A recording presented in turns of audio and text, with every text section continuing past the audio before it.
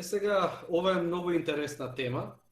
Кога за прв пат после вакцинација ќе се створат антитела или после инфекција, колку време остануваат во организмот и доколку истите се изгубат, дали имаме некаква меморија која ќе ни помогне да се избориме со вирусот? Одговорот е да. И во изминативе, не знам, неколку декади се знае дека после инфекција или после вакцинација имаме еден врв, еден пик на стварање на антитела, и тие антитела, како изминува времето, нивната бројка се намалува.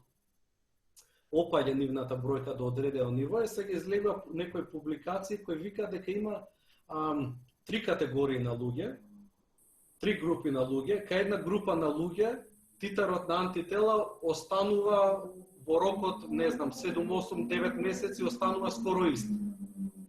Кај некои луѓе тој титар се намалува за побрзо време, а кај некои луѓе тој титар опаѓа во рокот неколку месеци. Имаме такви три групи на луѓе. Но на крај крајева не е релевантно вие колку антитела имате во моментот, релевантно е дали имаме ние мемориски клетки, а имаме, бидејќи токму тоа е поентата на имуниот систем.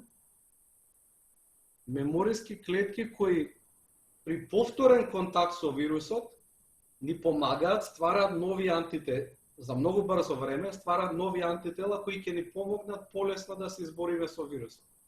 Затоа вие доколку во еден момент сте имале детектибилни антитела и понатаму немате, тоа не треба да биде никаков извор на секирација, туку треба да знаете дека тоа е дел од нормалното функционирање на имуниот систем. И вие во првиот момент кога ќе имате контакт со вирусот, ќе створите нови антитела за многу кратко време.